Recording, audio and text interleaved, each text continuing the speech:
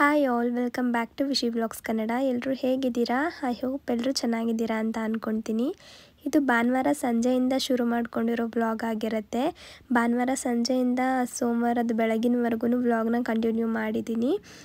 ನನ್ನ ವಾಯ್ಸ್ ಸ್ವಲ್ಪ ನಿಮಗೆ ಇವತ್ತು ಚೇಂಜ್ ಆಗಿರೋ ಥರ ಅನ್ನಿಸ್ತಾ ಇರ್ಬೋದು. ಸ್ವಲ್ಪ ಕೋಲ್ಡ್ ಆಗಿದೆ, ಹಾಗಾಗಿ ಸ್ವಲ್ಪ ಲೇಟಾಗಿಯೇ ವಾಯ್ಸ್ ಓವರ್ ಕೊಟ್ಟು ಅಪ್ಲೋಡ್ ಮಾಡೋಣ ಅಂತ ಅಂದ್ಕೊಂಡು ಅಪ್ಲೋಡ್ ಮಾಡಿರಲಿಲ್ಲ. ಆದರೆ ಯಾಕೋ ಗೊತ್ತಿಲ್ಲ, 2 ದಿನದಿಂದ ಕಡಿಮೆ ಆಗೋ ಥರನೇ ಕಾಣಿಸ್ತಾ ಇಲ್ಲ. ಹಾಗಾಗಿ ಲೇಟ್ ಆಗಿಬಿಟ್ರೆ ನಿಮಗೂ ಕೂಡ ಬೇಜಾರಾಗುತ್ತೆ ಅಲ್ವಾ? ನೀವು ಕೂಡ ಕೇಳ್ತಾ ಇರ್ತೀರಾ ವ್ಲಾಗ್ಸ್ನ ಸ್ವಲ್ಪ ಬೇಗ ಅಪ್ಲೋಡ್ ಮಾಡಿ ಅಂತ ಹೇಳಿ. ಇವಾಗ ಸ್ವಲ್ಪ ಬೆಟರ್ ಆಗಿತ್ತು ಅಂತ ಹೇಳಿ ವಾಯ್ಸ್ ಓವರ್ನ ಕೊಟ್ಟು ಅಪ್ಲೋಡ್ ಮಾಡ್ತಿದ್ದೀನಿ. ಈ ವ್ಲಾಗಲ್ಲಿ ನನ್ನ ವಾಯ್ಸ್ ಏನಾದರೂ ನಿಮಗೆ ಇರಿಟೇಟ್ ಆಗೋ ಥರ ಅನಿಸ್ತಾ ಇದ್ದರೆ ಪ್ಲೀಸ್ ಸಾರಿ ಕೇಳ್ತೀನಿ. ನೆಕ್ಸ್ಟ್ ನನ್ನ ವಾಯ್ಸ್ ಎಲ್ಲ ಸರಿ ಹೋದ್ಮೇಲೆ ನಾನು ಲಾಂಗ್ ವಿಡಿಯೋನ ಮಾಡಿ ಅಪ್ಲೋಡ್ ಮಾಡೋಕ್ಕೆ ಟ್ರೈ ಮಾಡ್ತೀನಿ.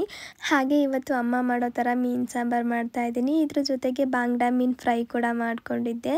ಹಾಗೆ ನೀವು ತುಂಬ ದಿನದಿಂದ ಕೇಳ್ತಾ ಇದ್ರಿ ಅಲ್ವಾ ಓವರ್ ನೈಟ್ ಓಟ್ಸ್ನ ಮಾಡಿ ತೋರಿಸಿ ಅಂತ ಹೇಳಿ, ಅದನ್ನು ಕೂಡ ಈ ವ್ಲಾಗಲ್ಲಿ ಇನ್ಕ್ಲೂಡ್ ಮಾಡ್ಕೊಂಡಿದ್ದೀನಿ. ಇದ್ರ ಜೊತೆಗೆ ಒಂದು ಸ್ಕಿನ್ ಬ್ರೈಟ್ನಿಂಗ್ ಡಿಟಾಕ್ಸ್ ಡ್ರಿಂಕ್ನು ಕೂಡ ನಾನು ನಿಮಗೆ ಶೇರ್ ಮಾಡ್ತಾ ಇದ್ದೀನಿ.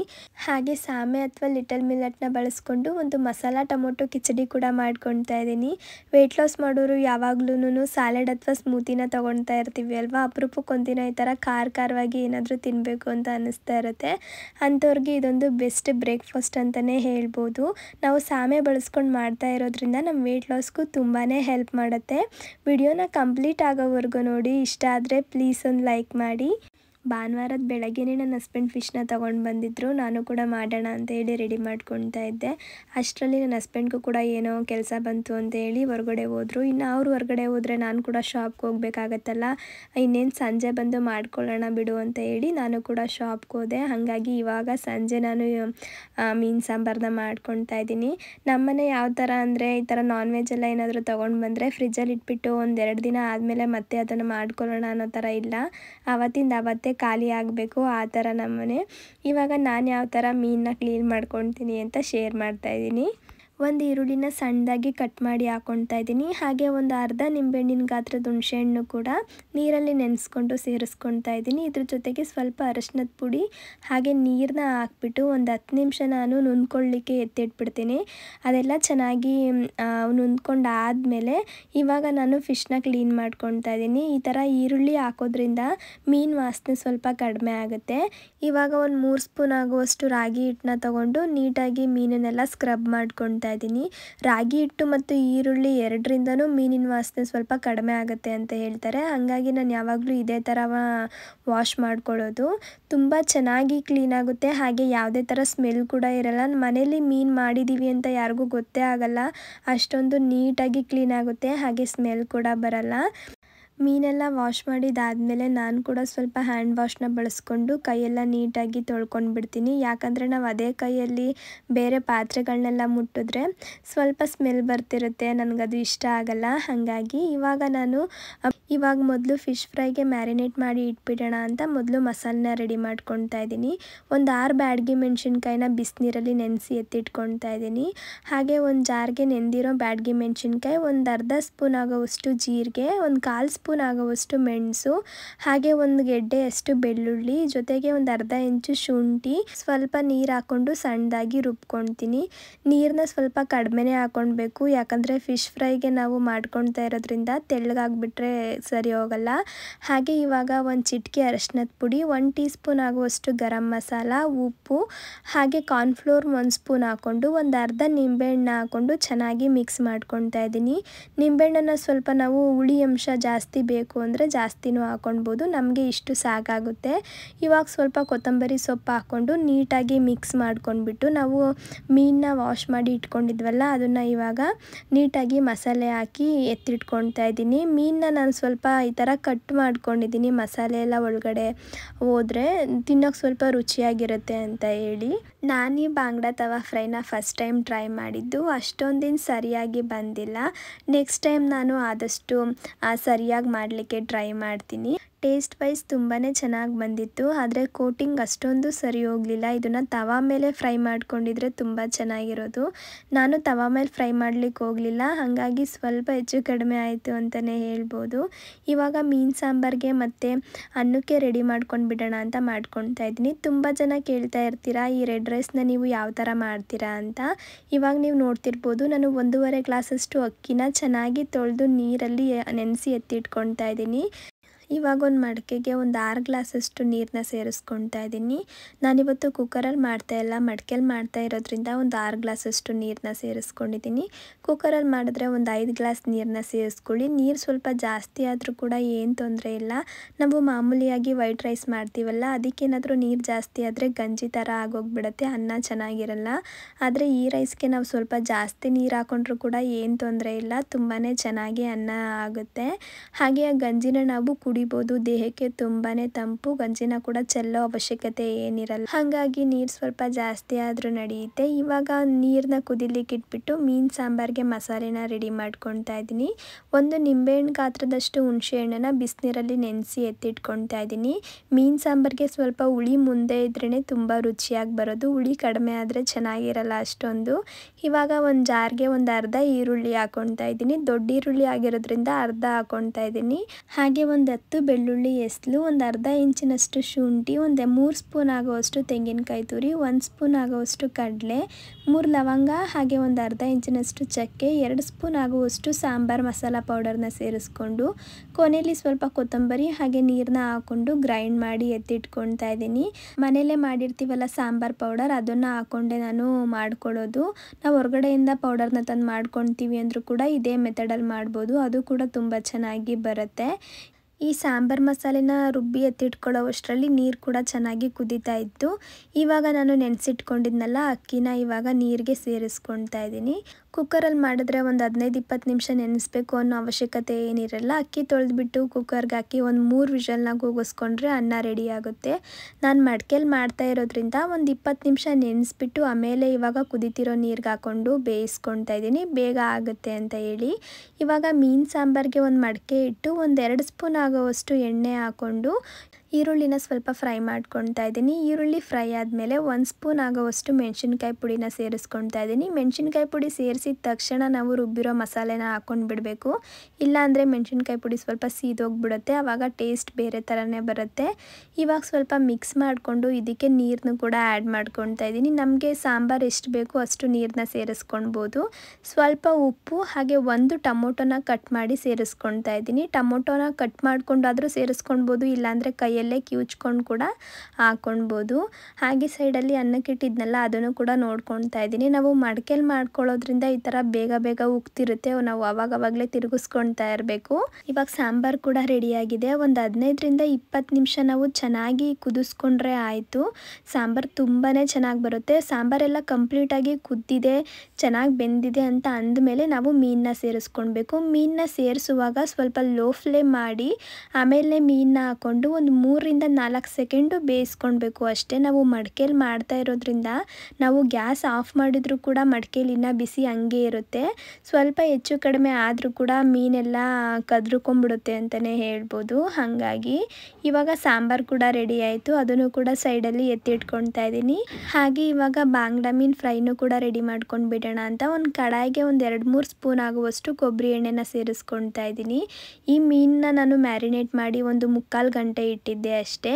ಹಾಗೆ ಇವಾಗ ಎಣ್ಣೆ ಕಾಯ್ದ ಮೇಲೆ ಈ ಮೀನು ಕೂಡ ಇದಕ್ಕೆ ಸೇರಿಸ್ಕೊಂಡು 2 ಕಡೆ ಫ್ರೈ ಮಾಡ್ಕೊಳ್ತಾ ಇದ್ದೀನಿ. 5 ನಿಮಿಷಕ್ಕೆ ಆಗೋಗ್ಬಿಡುತ್ತೆ, ಇದು ಜಾಸ್ತಿ ಹೊತ್ತು ಟೈಮ್ ಏನು ತಗೊಳ್ಳಲ್ಲ. ನಾನು ಈ ಕಡಾಯಿನ ಬಳಸ್ಕೊಂಡು ಫ್ರೈ ಮಾಡ್ಕೊಳ್ತಾ ಇದ್ದೀನಿ. ನೀವು ಕಡಾಯಿನ ಬಳಸ್ಲಿಕ್ಕೆ ಹೋಗಬೇಡಿ, ತವಾ ಮೇಲೇ ಫ್ರೈ ಮಾಡ್ಕೊಳ್ಳಿ, ಆವಾಗ ಇನ್ನೂ ಚೆನ್ನಾಗಿ ಬರುತ್ತೆ. ನಾನು ಫಸ್ಟ್ ಟೈಮ್ ಇದನ್ನು ಮಾಡ್ತಾ ಇದ್ದಿದ್ದರಿಂದ ನಾನ್ ಸ್ಟಿಕ್ಕಲ್ಲಿ ಮಾಡಿದ್ರೆ ಕೋಟಿಂಗ್ ಎಲ್ಲ ಬಿಟ್ಕೊಳ್ಳಲ್ವೇನೋ ಅಂತ ಹೇಳಿ ನಾನು ಈ ಥರ ಕಡಾಯಿಯಲ್ಲಿ ಮಾಡಿಕೊಂಡೆ, ಆದರೂ ಕೂಡ ಕೋಟಿಂಗ್ ಸ್ವಲ್ಪ ಬಿಟ್ಕೊಳ್ತು. ಹಾಗಾಗಿ ನೀವು ತವಾ ಮೇಲೆ ಫ್ರೈ ಮಾಡಿ, ಆವಾಗ ಕರೆಕ್ಟಾಗಿ ಬರುತ್ತೆ. ಇವಾಗ ರಾತ್ರಿ ಊಟ ಕೂಡ ರೆಡಿ ಆಯಿತು. ತುಂಬಾ ರುಚಿಯಾಗಿ ಬಂದಿತ್ತು ಮೀನು ಸಾಂಬಾರು ಅಂತೂ. ನನಗೆ ವಿಡಿಯೋನ ಎಡಿಟ್ ಮಾಡ್ತಾಯಿದ್ರೆ ಬಾಯಲ್ಲಿ ನೀರು ಬರ್ತಾಯಿತ್ತು, ಅಷ್ಟೊಂದು ರುಚಿಯಾಗಿತ್ತು ಅಂತಲೇ ಹೇಳ್ಬೋದು. ಫ್ರೈ ಕೂಡ ಟೇಸ್ಟ್ ವೈಸ್ ತುಂಬಾ ಚೆನ್ನಾಗಿತ್ತು, ಆದರೆ ನಾನು ತವಾ ಮೇಲೆ ಫ್ರೈ ಮಾಡ್ಕೊಂಡಿದ್ರೆ ಇನ್ನೂ ಸ್ವಲ್ಪ ಚೆನ್ನಾಗಿ ಬಂದಿರೋದು ಅಂತಲೇ ಹೇಳ್ಬೋದು. ಊಟ ಎಲ್ಲ ಮುಗಿಸ್ಕೊಂಡು ಇವಾಗ ನಾನು ಅಡುಗೆ ಮನೆಯೆಲ್ಲ ಕ್ಲೀನ್ ಮಾಡ್ಕೊಳ್ತಾ ಇದ್ದೀನಿ. ಈ ಥರ ಮೀನು ಸಾಂಬಾರು ಏನಾದರೂ ಮಾಡಿದಾಗ ನಾವು ಆವಾಗಲೇ ಅಡುಗೆ ಮನೆಯನ್ನೆಲ್ಲ ಕ್ಲೀನ್ ಮಾಡ್ಕೊಂಡು ಬಿಡಬೇಕು, ಇಲ್ಲಾಂದರೆ ಒಂಥರ ಸ್ಮೆಲ್ ಬರ್ತಿರುತ್ತೆ. ನಾವು ಎಷ್ಟೇ ಚೆನ್ನಾಗಿ ಮೀನನ್ನ ತೊಳೆದು ಮಾಡಿಕೊಂಡ್ರೂ ಕೂಡ ಸ್ವಲ್ಪ ಸ್ಮೆಲ್ ಅನ್ನೋದು ಇದ್ದೇ ಇರುತ್ತೆ. ಹಾಗಾಗಿ ನಾನು ಊಟ ಎಲ್ಲ ಮುಗಿಸಿದ್ಮೇಲೆ ಕಿಚನ್ ಎಲ್ಲ ನೀಟಾಗಿ ಒಂದು ರೌಂಡು ಕ್ಲೀನ್ ಮಾಡ್ಕೊಳ್ತಾ ಇದ್ದೀನಿ. ಸಿಂಕ್ನು ಕೂಡ ಸ್ವಲ್ಪ ವಿಮ್ನ ಹಾಕ್ಕೊಂಡು ಬಿಸಿನೀರಲ್ಲಿ ಕ್ಲೀನ್ ಮಾಡ್ಕೊಂಡು ಬಿಡ್ತೀನಿ, ಯಾಕಂದರೆ ಅದು ಜಿಡ್ಡು ಸ್ಮೆಲ್ಲೆಲ್ಲ ಹಂಗೆ ಇರುತ್ತೆ. ಹಾಗಾಗಿ ಇವಾಗಲೇ ನಾನು ಎಲ್ಲ ಕ್ಲೀನ್ ಮಾಡಿ ಮಲ್ಕೊಂಡ್ಬಿಟ್ರೆ ಬೆಳಗ್ಗೆಗೆ ನನಗೆ ಕಷ್ಟ ಅಂತ ಅನಿಸಲ್ಲ. ಇವಾಗೇನಾದರೂ ಕ್ಲೀನ್ ಮಾಡದೆ ಹಂಗೆ ಮಲ್ಕೊಂಡ್ರೆ ಬೆಳಗ್ಗೆ ಎದ್ದ ತಕ್ಷಣ ಅಡುಗೆ ಮನೆ ಕ್ಲೀನ್ ಮಾಡೋದೇ ಒಂದು ದೊಡ್ಡ ಕೆಲಸ ಆಗೋಗ್ಬಿಡುತ್ತೆ. ಆಮೇಲೆ ಅಡುಗೆ ಮಾಡೋಕ್ಕೂ ಕೂಡ ನನಗೆ ಅಷ್ಟೊಂದು ಇಂಟ್ರೆಸ್ಟ್ ಬರಲ್ಲ. ಹಾಗಾಗಿ ಕಿಚನೆಲ್ಲ ಕ್ಲೀನ್ ಮಾಡಿದ್ಮೇಲೆ ಬೆಳಗಿನ ತಿಂಡಿಗೂ ಕೂಡ ರೆಡಿ ಮಾಡ್ಕೊಂಡು ಬಿಡೋಣ ಅಂತ ಹೇಳಿ ಮಾಡ್ಕೊಳ್ತಾ ಇದ್ದೀನಿ. ನಾನು ಬೆಳಗ್ಗೆ ಓವರ್ನೈಟ್ ಓಟ್ಸ್ ಮಾಡ್ಕೊಳ್ಳೋಣ ಅಂತ ಹೇಳಿ ಅದಕ್ಕೆ ರೆಡಿ ಮಾಡ್ತಾ ಇದ್ದೀನಿ. ಒಂದು 2.5 ಸ್ಪೂನ್ ಆಗುವಷ್ಟು ಹುರಿದಿರೋ ಓಟ್ಸ್ನ ಸೇರಿಸ್ಕೊಂಡಿದ್ದೀನಿ. ಹಾಗೆ ಒಂದು 2 ಚಮಚ ಮೊಸರು, ಒಂದು 1/4 ಕಪ್ಪಷ್ಟು ಹಾಲು, ಹಾಗೆ ಒಂದು 1/4 ಕಪ್ಪಷ್ಟು ನೀರನ್ನ ಸೇರಿಸ್ಕೊಂಡಿದ್ದೀನಿ. 1 ಸ್ಪೂನ್ ಆಗುವಷ್ಟು ಚಿಯಾ ಸೀಡ್ಸ್ನ ಸೇರಿಸ್ಕೊಳ್ತಾ ಇದ್ದೀನಿ. ಹಾಗೆ ಒಂದು ಖರ್ಜೂರನ ಸಣ್ಣದಾಗಿ ಕಟ್ ಮಾಡಿಕೊಂಡು ಸೇರಿಸ್ಕೊಳ್ತಾ ಇದ್ದೀನಿ. ಫ್ಲೇವರ್ಗೋಸ್ಕರ ಸ್ವಲ್ಪ ನಾನು ಕೋಕೋ ಪೌಡರ್ನ ಹಾಕ್ಕೊಂಡಿದ್ದೀನಿ. ಇದ್ರ ಜೊತೆಗೆ ಸ್ವಲ್ಪ ಚಕ್ಕೆ ಪುಡಿ ಕೂಡ ಸೇರಿಸ್ಕೊಂಡಿದ್ದೀನಿ. ಚಕ್ಕೆ ಪುಡಿ ಸೇರಿಸೋದ್ರಿಂದ ನಮ್ಮ ವೇಟ್ ಲಾಸ್ಗೆ ಸ್ವಲ್ಪ ಸಹಾಯ ಮಾಡುತ್ತೆ ಅಂತಲೇ ಹೇಳ್ಬೋದು. ಇದನ್ನು ಸ್ವಲ್ಪ ನೀಟಾಗಿ ಮಿಕ್ಸ್ ಮಾಡಿ ಬೆಳಗ್ಗೆವರೆಗೂ ಫ್ರಿಜ್ಜಲ್ಲಿ ಇಟ್ಬಿಡ್ತೀನಿ. ಇದಕ್ಕೆ ನೀವು ಸ್ವಲ್ಪ ಗೋಡಂಬಿ ಕೂಡ ಸೇರಿಸ್ಕೊಳ್ಬೋದು, ಆದರೆ ಬಾದಾಮಿನ ಸೇರಿಸ್ಕೊಳ್ಳೋಕೆ ಹೋಗ್ಬಿಡಿ. ಬಾದಾಮಿ ಸೇರಿಸ್ಕೊಳ್ತೀವಿ ಅನ್ನಂಗಿದ್ರೆ ಸಪ್ರೇಟಾಗಿ ನೆನೆಸಿ ಬೆಳಗ್ಗೆ ಸೇರಿಸ್ಕೊಡಿ. ಇವಾಗ ಬೆಳಗ್ಗೆ ಮಸಾಲ ಟೊಮೊಟೊ ಕಿಚಡಿ ಮಾಡ್ತೀನಿ ಅಂತ ಹೇಳಿದ್ನಲ್ಲ, ಹಾಗಾಗಿ ಸಾಮೆನ ಇವಾಗಲೇ ನೆನೆಸಿ ಇಟ್ಕೊಳ್ತಾ ಇದ್ದೀನಿ. ನಾವು ಯಾವುದೇ ಥರ ಸಿರಿಧಾನ್ಯಗಳಲ್ಲಿ ಅಡುಗೆ ಮಾಡಿದ್ರೂ ಕೂಡ 1-2 ಅವರ್ ಮುಂಚೆನೇ ನಾವು ನೆನೆಸಿಟ್ಕೊಳ್ಬೇಕು. ರಾತ್ರಿನೇ ನೆನೆಸಿಟ್ರೂ ಕೂಡ ಏನು ತೊಂದರೆ ಇಲ್ಲ. ನಾನು 1.5 ಕಪ್ಪಷ್ಟು ಸಾಮೆನ ನೀರಲ್ಲಿ ನೆನೆಸಿ ಎತ್ತಿಟ್ಕೊಳ್ತಾ ಇದ್ದೀನಿ. 1.5 ಕಪ್ಪು ನಮಗೆ ಸರಿ ಹೋಗುತ್ತೆ. ಇಬ್ಬರಿಗೆ 1.5 ಕಪ್ ಆರಾಮಾಗಿ ಒನ್ ಟೈಮ್ಗೆ ಊಟ ಮಾಡ್ಕೊಳ್ಬೋದು. ಅಡುಗೆ ಮನೆ ಕೆಲಸ ಎಲ್ಲ ಮುಗಿಸಿ ನಾಳೆ ತಿಂಡಿಗೂ ಕೂಡ ರೆಡಿ ಮಾಡಿಬಿಟ್ಟು ಇವಾಗ ನಾನು ಮಲಗಲಿಕ್ಕೆ ಹೋಗ್ತಾ ಇದ್ದೀನಿ. ಹಾಗೆ ಬೆಳಗ್ಗೆನೂ ಕೂಡ ವ್ಲಾಗ್ನ ನಾನು ಕಂಟಿನ್ಯೂ ಮಾಡಿದ್ದೀನಿ. ಬೆಳಗ್ಗೆ ಮಾಮೂಲಿಯಾಗಿ ನಿಮಗೆ ಗೊತ್ತಿರೋ ಹಾಗೆ ನಾನು 4:45ಗೆಲ್ಲ ಎದ್ಬಿಡ್ತೀನಿ. ಇವತ್ತು ಕೂಡ ಬೇಗನೆ ಎದ್ದು ಸ್ವಲ್ಪ ನೀರನ್ನ ಕುಡಿತಾ ಇದ್ದೀನಿ. ಬೆಳಗ್ಗೆ ಎದ್ದ ತಕ್ಷಣ ನೀವು ಮಡಕೆ ನೀರನ್ನ ಕುಡೀರಿ, ತುಂಬಾ ಚೆನ್ನಾಗಿರುತ್ತೆ. ಏನೋ ಒಂಥರ ರಿಫ್ರೆಶಿಂಗ್ ಅಂತಲೇ ಅನಿಸುತ್ತೆ. ಒಂದ್ಸಲ ಕುಡಿದು ಟ್ರೈ ಮಾಡಿ ನೋಡಿ. ಇವಾಗ ಮಾಮೂಲಿ ನೀರೆಲ್ಲ ಕುಡ್ದಿದ್ದಾದಮೇಲೆ ಯೋಗನ ಶುರು ಮಾಡ್ಕೊಂಡಿದ್ದೀನಿ. ಲಾಸ್ಟ್ ಟೈಮ್ ನಾನು ವ್ಲಾಗ್ನ ಅಪ್ಲೋಡ್ ಮಾಡಿದಾಗ ಕೆಲವರು ಕಮೆಂಟ್ ಮೂಲಕ ಕೇಳ್ತಾ ಇದ್ರಿ, ಬರೀ ಸೂರ್ಯ ನಮಸ್ಕಾರ ಮಾಡೋದ್ರಿಂದನೇ ವೆಯ್ಟ್ ಲಾಸ್ ಏನು ಆಗಿಬಿಡಲ್ಲ ಅಂತ ಹೇಳಿ. ಟ್ರಸ್ಟ್ ಮೀ, ನಾನು ಸೂರ್ಯ ನಮಸ್ಕಾರ ಹಾಗೆ ಕೆಲವೊಂದು ಆಸನಗಳ ಮುಖಾಂತರನೇ ನಾನು ವೆಯ್ಟ್ ಲಾಸ್ನ ಮಾಡ್ಕೊಂಡಿರೋದು ಅಂತಲೇ ಹೇಳ್ಬೋದು. ಯಾಕಂದರೆ ನಾನು ಇಷ್ಟೇ ಯೋಗಗಳನ್ನ ಮಾಡ್ತಾ ಇದ್ದೆ, ಆದರೂ ಕೂಡ ನನ್ನ ವೆಯ್ಟ್ ಲಾಸ್ ಆಗಿದೆ ಅಂದರೆ ಎಕ್ಸಾಂಪಲ್ ನಾನೇ ಇದ್ದೀನಿ ಅಂತಲೇ ಹೇಳ್ಬೋದಲ್ವ. ಸೂರ್ಯ ನಮಸ್ಕಾರ ಮಾಡೋದ್ರಿಂದ ಖಂಡಿತವಾಗ್ಲೂ ವೆಯ್ಟ್ ಲಾಸ್ನ ಮಾಡ್ಕೊಳ್ಬೋದು. ಅದ್ರ ಜೊತೆಗೆ ನಾವು ಫುಡ್ನೂ ಕೂಡ ಬ್ಯಾಲೆನ್ಸ್ ಮಾಡ್ಕೊಳ್ಬೇಕು ಅಷ್ಟೇ. ನಿಮಗೇನಾದರೂ ಇಂಟ್ರೆಸ್ಟ್ ಇದ್ದರೆ ಹೇಳಿ, ನಾನು ನೆಕ್ಸ್ಟ್ ವ್ಲಾಗಲ್ಲಿ ನಾನು ಯಾವ್ಯಾವ ಆಸನಗಳನ್ನ ಮಾಡಿ ವೆಯ್ಟ್ ಲಾಸ್ನ ಮಾಡಿಕೊಂಡೆ ಅನ್ನೋದನ್ನು ಕೂಡ ನಿಮಗೆ ತಿಳಿಸ್ಕೊಡ್ಲಿಕ್ಕೆ ಪ್ರಯತ್ನ ಪಡ್ತೀನಿ. ಹಾಗೆ ಇವಾಗ ಮಾಡ್ತಾ ಇರೋ ಮಸ್ತಿಯಾಸನ ಅಥವಾ ಫಿಶ್ ಪೋಸಿಂದ ನಮ್ಮ ಎದೆ ಭಾಗದಲ್ಲಿರೋ ಕೊಲೆಸ್ಟ್ರಾಲ್ನ ಕಡಿಮೆ ಮಾಡ್ಕೊಳ್ಳಿಕ್ಕೆ ಸಹಾಯ ಮಾಡುತ್ತೆ. ಜೊತೆಗೆ ನಮ್ಮ ವೆಯ್ಟ್ ಲಾಸ್ಗೂ ಕೂಡ ಇದು ಹೆಲ್ಪ್ ಮಾಡುತ್ತೆ. ಹಾಗೆ ಶಶಂಕಾಸನ ಅಥವಾ ರ್ಯಾಬಿಟ್ ಪೋಸ್ನ ಮಾಡೋದ್ರಿಂದ ನಮ್ಮ ತಲೆಗೆ ಬ್ಲಡ್ ಸರ್ಕ್ಯುಲೇಷನ್ ತುಂಬ ಚೆನ್ನಾಗಾಗುತ್ತೆ. ಹಾಗೆ ಏರ್ ಫಾಲ್ ಕೂಡ ಕಂಟ್ರೋಲ್ ಆಗುತ್ತೆ ಅಂತಲೇ ಹೇಳ್ಬೋದು. ಹಾಗೆ ಒಂದೊಂದು ಆಸನಗಳಲ್ಲೂ ಒಂದೊಂದು ಹೆಲ್ತ್ ಬೆನಿಫಿಟ್ಸ್ ಇದೆ. ನಾನು ನೆಕ್ಸ್ಟ್ ಟೈಮ್ ಒಂದು ಕಂಪ್ಲೀಟ್ ವ್ಲಾಗ್ನ ಯೋಗಾಸನತೆ ಮಾಡಬೇಕು ಅಂತ ಅಂದ್ಕೊಂಡಿದ್ದೀನಿ. ಅದರಲ್ಲಿ ನಾನು ಡೀಟೇಲಾಗಿ ಎಕ್ಸ್ಪ್ಲೇನ್ ಮಾಡಲಿಕ್ಕೆ ಟ್ರೈ ಮಾಡ್ತೀನಿ. ಇವಾಗ ಯೋಗ ಎಲ್ಲ ಮುಗಿಸ್ಕೊಂಡು ಒಂದು ಡಿಟಾಕ್ಸ್ ಡ್ರಿಂಕ್ನ ಮಾಡ್ಕೊಂಡು ಬಿಡೋಣ ಅಂತ ಹೇಳಿ ರೆಡಿ ಮಾಡ್ಕೊಳ್ತಾ ಇದ್ದೀನಿ. ಆಗಲೇ ಹೇಳ್ದಂಗೆ ಆರೆಂಜ್ ಮತ್ತು ಕ್ಯಾರೆಟ್ನ ಬಳಸ್ಕೊಂಡು ನಾನು ಈ ಡಿಟಾಕ್ಸ್ ಡ್ರಿಂಕ್ನ ಮಾಡ್ಕೊಳ್ತಾ ಇದ್ದೀನಿ. ಆರೆಂಜಲ್ಲಿರೋ ವಿಟಮಿನ್ ಎ, ಬಿ, ಸಿ ನಮ್ಮ ರಕ್ತದಲ್ಲಿರೋ ವಿಷತ್ವನ ಕಡಿಮೆ ಮಾಡಲಿಕ್ಕೆ ಸಹಾಯ ಮಾಡುತ್ತೆ. ಹಾಗೆ ಮುಖದಲ್ಲಿ ಕೆಲವೊಮ್ಮೆ ಮೊಡವೆ ಕಲೆಗಳೆಲ್ಲ ಹಂಗೆ ಉಳ್ಕೊಂಡ್ಬಿಟ್ಟಿರುತ್ತೆ. ನಾವು ಕ್ಯಾರೆಟ್ನ ಬಳಸ್ಕೊಂಡು ಈ ಡಿಟಾಕ್ಸ್ ಡ್ರಿಂಕ್ನ ಮಾಡಿಕೊಂಡು ಕುಡಿಯೋದ್ರಿಂದ ಆ ಕಲೆಗಳು ಕೂಡ ಕಡಿಮೆವಾಗುತ್ತೆ. ಇದ್ರ ಜೊತೆಗೆ ಹಾಲು ನೋವು ಇರ್ಬೋದು, ಒಸಡಿನಲ್ಲಿ ರಕ್ತಸ್ರಾವ ಇರ್ಬೋದು, ಇದೆಲ್ಲ ಕಡಿಮೆ ಆಗುತ್ತೆ ಅಂತಲೇ ಹೇಳ್ಬೋದು ಕ್ಯಾರೆಟಿಂದಾಗಿ. ಹಾಗೆ ಈ ಡಿಟಾಕ್ಸ್ ಡ್ರಿಂಕ್ನ ಮಾಡ್ಕೊಳ್ಳೋಕ್ಕೆ ಒಂದು ಕ್ಯಾರೆಟ್, ಒಂದು ಆರೆಂಜ್, ಸ್ವಲ್ಪ ಪುದೀನ, ಹಾಗೆ ಒಂದು 1/4 ಭಾಗದಷ್ಟು ನಿಂಬೆಹಣ್ಣನ್ನು ತೊಗೊಂಡಿದ್ದೀನಿ. ನಿಂಬೆಹಣ್ಣನ್ನು ಬಿಟ್ಟು ಮಿಕ್ಕಿದ್ದೆಲ್ಲನೂ ಒಂದು ಜಾರ್ಗೆ ಹಾಕ್ಕೊಂಡು ಸ್ವಲ್ಪ ನೀರಾಕಿ ಸಣ್ಣದಾಗಿ ಗ್ರೈಂಡ್ ಮಾಡಿ ಸೋದಿಸ್ಕೊಂಡು ಸ್ವಲ್ಪ ನಿಂಬೆಹಣ್ಣನ್ನು ಸೇರಿಸ್ಕೊಂಡು ಕುಡಿಯೋದು ಅಷ್ಟೇ. ನಾವು ಆರೆಂಜನ್ನು ಬಳಸ್ತಾ ಇರೋದ್ರಿಂದ ಆರೆಂಜಲ್ಲಿರೋ ವಿಟಮಿನ್ ಸಿ ಮತ್ತು ಈ ಸನ್ ಬರ್ನಿಂಗಿಂದ ನಮ್ಮ ಸ್ಕಿನ್ನ ಪ್ರೊಟೆಕ್ಟ್ ಮಾಡುತ್ತೆ ಅಂತಲೇ ಅಂತಲೇ ಹೇಳ್ಬೋದು.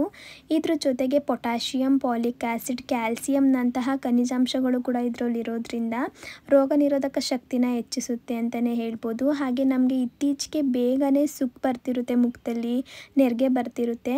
ಈ ಡಿಟಾಕ್ಸ್ ಡ್ರಿಂಕ್ನ ನಾವು ವಾರದಲ್ಲಿ ಅಟ್ಲೀಸ್ಟ್ ಒಂದು 2 ದಿನ ಕುಡಿಯೋದ್ರಿಂದ ಇದೆಲ್ಲ ತೊಂದರೆಗಳು ನಿವಾರಣೆ ಆಗುತ್ತೆ ಅಂತಲೇ ಹೇಳ್ಬೋದು. ಜೊತೆಗೆ ನಮ್ಮ ಸ್ಕಿನ್ ಕೂಡ ಗ್ಲೋ ಬರುತ್ತೆ. ಹಾಗೆ ನಾವು ಬೇರೆ ಡಿಟಾಕ್ಸ್ ಡ್ರಿಂಕ್ನ ಮಾಡ್ಕೊಂಡು ಕುಡಿದಾಗ ಸ್ವಲ್ಪ ಒಗರು ಅನಿಸ್ತಾ ಇರುತ್ತೆ, ಆದರೆ ಇದು ಕುಡಿಲಿಕ್ಕೂ ಕೂಡ ತುಂಬಾ ರುಚಿಯಾಗಿರುತ್ತೆ ಅಂತಲೇ ಹೇಳ್ಬೋದು. ನೀವು ಕೂಡ ಮನೇಲಿ ಒಂದ್ಸಲ ಟ್ರೈ ಮಾಡಿ ನೋಡಿ. ಹಾಗೆ ನನ್ನ ಹಸ್ಬೆಂಡ್ ರಾತ್ರಿ ಫಿಶ್ ತಿಂದಿದ್ದರಿಂದ ಇವಾಗ ಅವ್ರಿಗೆ ಸ್ವಲ್ಪ ಎಳ್ನೀರನ್ನ ಕೊಡ್ತಾ ಇದ್ದೀನಿ. ನಮ್ಮನೆ ಮೀನು ತೊಗೊಂಡು ಬಂದಿದ್ದಿನ ಎಳ್ನೀರನ್ನು ತೊಗೊಂಡು ಬಂದುಬಿಡ್ತಾರೆ. ಅವ್ರಿಗೆ ಮೀನು ತಿಂದರೆ ಸ್ವಲ್ಪ ಈಟ್ ಆಗುತ್ತೆ ಅಂತ ಹೇಳ್ತಿರ್ತಾರೆ. ಹಾಗಾಗಿ ಎಳ್ನೀರಿಗೆ ಸ್ವಲ್ಪ ಚಿಯಾ ಸೀಡ್ಸ್ ಹಾಗೆ ಲೆಮನ್ನ ಹಾಕಿ ನೆನೆಸಿಡ್ತಾ ಇದ್ದೀನಿ. ಅವರು ಎದೊಳೋ ಅಷ್ಟರಲ್ಲಿ ಚಿಯಾ ಸೀಡ್ಸ್ ಕೂಡ ನೆನ್ಕೊಂಡಿರುತ್ತೆ. ಹಾಗಾಗಿ ಇವಾಗ ಬೆಳಗಿನ ತಿಂಡಿಗೆ ರೆಡಿ ಮಾಡ್ಕೊಂಡು ಬಿಡೋಣ ಅಂತ ಹೆಸರು ಕಾಳು ಹಾಗೆ ಹುಳ್ಳಿಕಾಳನ್ನ ಮೊಳಕೆ ಕಟ್ಟಿ ಇಟ್ಟಿದ್ದೆ. ಅದನ್ನು ಬಳಸ್ಕೊಂಡು ಇವಾಗ ಪಲ್ಯ ಕೂಡ ಮಾಡ್ಕೊಳ್ತಾ ಇದ್ದೀನಿ. ಕೆಲವರೆಲ್ಲ ಕಮೆಂಟ್ ಮೂಲಕ ಕೇಳ್ತಾ ಇರ್ತೀರಾ, ಕಾಳುಗಳನ್ನ ನೀವು ಸ್ಟೀಮ್ ಮಾಡ್ಕೊತೀರಾ, ಅದು ಚೆನ್ನಾಗಿ ಬೇಯುತ್ತಾ ಅಂತ ಹೇಳಿ. ನಿಜವಾಗ್ಲೂ ತುಂಬಾ ಚೆನ್ನಾಗಿ ಬೆಂದಿರುತ್ತೆ. ನಾವೇನಾದರೂ ಕುಕ್ಕರಲ್ಲಿ ಕಾಳುಗಳನ್ನ ಬೇಯಿಸ್ಕೊಂಡ್ರೆ ಒಂದು 5ರಿಂದ 6-7 ನಿಮಿಷಕ್ಕೆಲ್ಲ ಆಗೋಗ್ಬಿಡುತ್ತೆ. ಆದರೆ ಈ ಥರ ಸ್ಟೀಮ್ ಮಾಡಿಕೊಂಡ್ರೆ ಒಂದು 10ರಿಂದ 12 ನಿಮಿಷ ಬೇಕಾಗುತ್ತೆ ಅಷ್ಟೇ. ಆದರೆ ಹೆಲ್ತ್ ವೈಸ್ ನೋಡೋದಾದರೆ ನಾವು ಕುಕ್ಕರಲ್ಲಿ ಮಾಡ್ಕೊಳ್ಳೋದಕ್ಕಿಂತ ಈ ಥರ ಸ್ಟೀಮ್ ಮಾಡಿಕೊಂಡ್ರೆ ತುಂಬಾ ಒಳ್ಳೆಯದು. ಕಾಳು ಬೇಯೋವಷ್ಟರಲ್ಲಿ ಪಲ್ಯಕ್ಕೆ ರೆಡಿ ಮಾಡ್ಕೊಂಡು ಬಿಡೋಣ ಅಂತ ಹೇಳಿ ತೊಂಡೆಕಾಯಿನೂ ಕೂಡ ಕಟ್ ಮಾಡ್ಕೊತಾ ಇದ್ದೀನಿ. ಇವತ್ತು ಹೆಸರು ಕಾಳು ಹಾಗೆ ಹುಳ್ಳಿಕಾಳನ್ನ ಸೇರಿಸ್ಕೊಂಡು ಪಲ್ಯ ಮಾಡ್ಕೊತಾ ಇದ್ದೀನಿ. ಇದ್ರ ಜೊತೆಗೆ ತೊಂಡೆಕಾಯಿನ ಸೇರಿಸಿ ಪಲ್ಯ ಕೂಡ ಮಾಡ್ಕೊತಾ ಇದ್ದೀನಿ.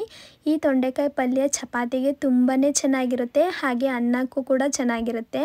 ಇವತ್ತು ಕಿಚಡಿ ಮಾಡ್ತಿರೋದ್ರಿಂದ ಅದಕ್ಕೂ ಕೂಡ ಇದು ಚೆನ್ನಾಗಿರುತ್ತೆ ಅಂತಲೇ ಹೇಳಿ ಮಾಡ್ಕೊತಾ ಇದ್ದೀನಿ.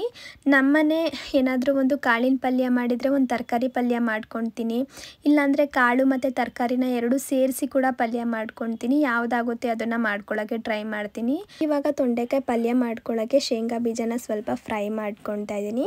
ಒಂದು 3 ಸ್ಪೂನ್ ಆಗುವಷ್ಟು ಶೇಂಗಾ ಬೀಜನ ತೊಗೊಂಡಿದ್ದೀನಿ. ಇದನ್ನು ಫ್ರೈ ಮಾಡಿಕೊಂಡು ತಣ್ಣಗಾದ್ಮೇಲೆ ಒಂದು ಮಿಕ್ಸರ್ ಜಾರ್ಗೆ ಸೇರಿಸ್ಕೊತಾ ಇದ್ದೀನಿ. ಹಾಗೆ ಒಂದು 3 ಇಲಕ್ಲಷ್ಟು ಬೆಳ್ಳುಳ್ಳಿ ಕೂಡ ಸೇರಿಸ್ಕೊಂಡಿದ್ದೀನಿ. ಇದ್ರ ಜೊತೆಗೆ ಒಂದು ಅರ್ಧ ಸ್ಪೂನ್ ಆಗುವಷ್ಟು ಚಿಲ್ಲಿ ಪೌಡರ್ ಹಾಗೆ 1-2 ಸ್ಪೂನ್ ಆಗುವಷ್ಟು ತೆಂಗಿನಕಾಯಿ ತುರಿನ ಸೇರಿಸ್ಕೊಂಡು ಸ್ವಲ್ಪ ತರಿಯಾಗಿ ರುಬ್ಕೊಂಡಿದ್ದೀನಿ. ನೀರೇನು ಹಾಕೋಕೆ ಹೋಗಬಾರ್ದು, ಹಂಗೆ ಸ್ವಲ್ಪ ತರಿಯಾಗಿ ರುಬ್ಕೊಳ್ಬೇಕು ಅಷ್ಟೇ. ಹಾಗೆ ಇವಾಗ ಒಂದು ಕಡಾಯಿಗೆ ಎಣ್ಣೆ, ಜೀರಿಗೆ ಹಾಗೆ ಈರುಳ್ಳಿ, ಕರಿಬೇವಿನ ಸೊಪ್ಪನ್ನ ಹಾಕ್ಕೊಂಡು ಫ್ರೈ ಮಾಡ್ಕೊತಾ ಇದ್ದೀನಿ.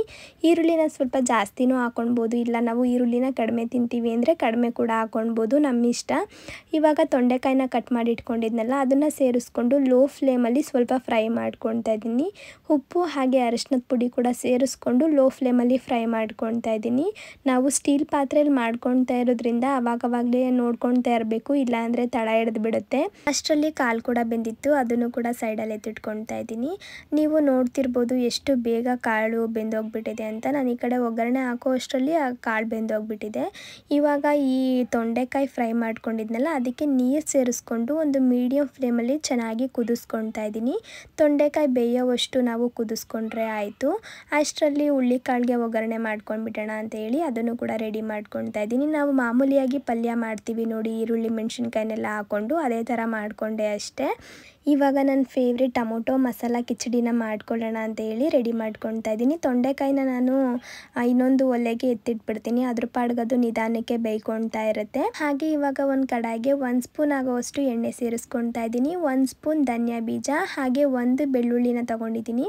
ಸಣ್ಣ ಗೆಡ್ಡೆ ಆಗಿರೋದ್ರಿಂದ ನಾನು 1 ತೊಗೊಂಡಿದ್ದೀನಿ. ಹಾಗೆ 1 ಇಂಚಿನಷ್ಟು ಶುಂಠಿ, 1 ಟೀ ಸ್ಪೂನ್ ಅಷ್ಟು ಸೋಂಪು, ಒಂದು 4 ಮೆಣಸು ಹಾಗೆ ಬ್ಯಾಡಗಿ ಮೆಣಸಿನ್ಕಾಯಿನ ಒಂದು 6 ತೊಗೊಂಡಿದ್ದೀನಿ. ನೀವು ಜಾಸ್ತಿ ಕೂಡ ತೊಗೊಳ್ಬೋದು, ಖಾರ ಜಾಸ್ತಿ ತಿಂತೀವಿ ಅನ್ನೋಂಗಿದ್ರೆ. ಇವಾಗ ನಾನು ಒಂದು 2 ಸ್ಪೂನ್ ಆಗೋವಷ್ಟು ಕೊಬ್ಬರಿ ತುರಿನ ಸೇರಿಸ್ಕೊತಾ ಇದ್ದೀನಿ. ಕೊಬ್ಬರಿ ತುರಿ ಇಲ್ಲ ಅಂದರೆ ತೆಂಗಿನಕಾಯಿ ತುರಿ ಕೂಡ ಸೇರಿಸ್ಕೊಳ್ಬೋದು. ಯಾವ ಥರ ಮಾಡಿಕೊಂಡ್ರೂ ಕೂಡ ತುಂಬಾ ರುಚಿಯಾಗಿ ಬರುತ್ತೆ ಇದು. ಇವಾಗ ಇದನ್ನು ತಣ್ಣಗಾದ್ಮೇಲೆ ಒಂದು ಮಿಕ್ಸರ್ ಜಾರ್ಗೆ ಹಾಕ್ಕೊಂಡು ಸ್ವಲ್ಪ ನೀರು ಹಾಕಿ ಸಣ್ಣದಾಗಿ ಗ್ರೈಂಡ್ ಮಾಡ್ಕೊತಾ ಇದ್ದೀನಿ.